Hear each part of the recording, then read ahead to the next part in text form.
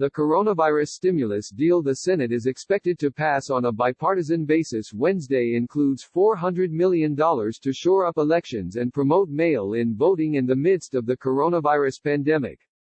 A Senate source told TheHill that the $400 million would be made available to states to help prepare for the 2020 election cycle, including to increase the ability to vote by mail, expand early voting and online registration, and increase the safety of voting in person by providing additional voting facilities and more poll workers. The funds, which were included in an estimated $2 trillion spending package that the Senate is expected to approve on Wednesday, are an increase from the previous $140 million figure proposed in an earlier Senate funding bill. The $400 million is a major decrease in comparison to a spending package rolled out by House Speaker Nancy Pelosi, D. Califf, earlier this week, which proposed giving states $4 billion to ensure elections would be able to continue this year despite the ongoing coronavirus crisis. Senate Democrats and election advocates pushed hard in recent days for the Senate to include the funds in any coronavirus spending deal. Sends. Amy Klobuchar, Silicon Valley. Facebook reports huge spike in usage during pandemic. Democrats push for mail-in voting funds in coronavirus stimulus. Trump delays deadline to acquire Real ID. Biden says he has short list of potential women for VP pick. TheHill's morning report, presented by Airbnb. Trump, Dems close in on deal. More, D-Min, Ron Wyden. Ronald, Ron, Lee Wyden. Silicon Valley. Facebook reports huge spike in usage during pandemic. Democrats push for mail-in voting funds in coronavirus stimulus. Trump delays deadline to acquire Real ID. Democrats press for more stimulus funding to boost mail-in voting. Preparing for November's election must be a national priority. More, D. Orr, and Christopher Coons, D. Dell, led the effort to pressure Republicans to increase the proposed amount, calling for $2 billion to be included. This figure was based on a report put out by New York University's Brennan Center for Justice last week. The report estimated states would need around $2 billion to ensure they could provide all Americans with the option to vote by mail, increase the ability to absentee vote, hire more poll workers and boost the safety of in-person polling sites. The senators and election advocates warned that if states did not receive funding to help adapt elections to voting remotely, there could be severe disruptions to the general election in November, and low turnout. Coons said in a statement on Wednesday that while he was pleased by the funds being included in the spending bill, they were not enough and that he intended to keep pushing for more. The election funding included in the final stimulus package provides important assistance to states to expand access to the polls, but it's not enough to guarantee full implementation of these critical election reforms, Coons said. It's on the federal government to safeguard our constitutional rights and make sure that, even while our country faces this pandemic, we still protect our democracy. Other election-focused groups were also not pleased by the funding amount.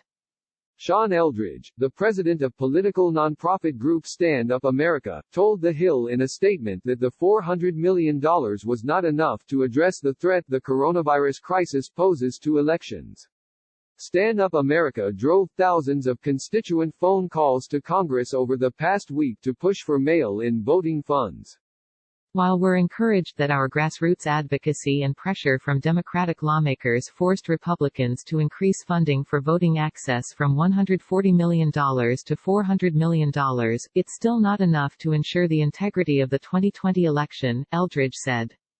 Congress must fully fund national vote by mail, online registration and early voting in the next coronavirus response package so that states can ensure every eligible voter can cast their ballot this fall, he added. Brennan Center President Michael Waldman said in a separate statement that the Senate's decision to not include $2 billion for elections could wreak havoc on the November elections. That funding is not partisan and it is not a luxury, Waldman said. Time remains of the essence. Wyden and Klobuchar have also strongly pushed for passage of legislation they introduced last week that would place additional requirements on states to give voters more time to cast their ballots either in person or remotely, and that would heavily support the use of mail-in ballots. The two senators said in a joint statement on Wednesday that they would fight to get their bill passed. While this funding is a step in the right direction, we must enact election reforms across the country as well as secure more resources to guarantee safe and secure elections, Klobuchar and Wyden said.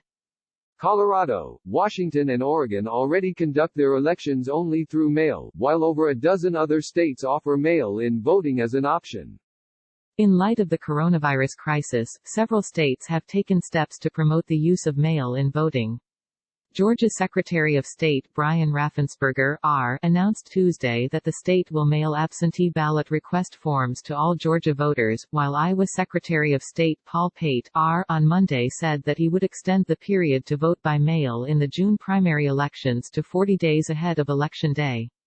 In Ohio, legislators are including in a state bill provisions that would allow the Ohio Secretary of State to mail ballots to voters who do not vote in person during early voting periods. The proposed funding marks the second time in less than a year that Congress has appropriated money for elections to states.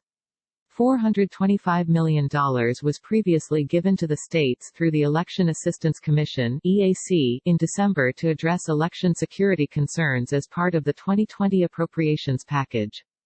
These funds have not yet been given to states, which have until the end of April to submit a budget request for them, though states are allowed to incur expenses against the funds. The EAC announced earlier this month that it would allow states to use the funds for cleaning supplies at polling stations to prevent the spread of coronavirus. Updated at 2:40 p.m.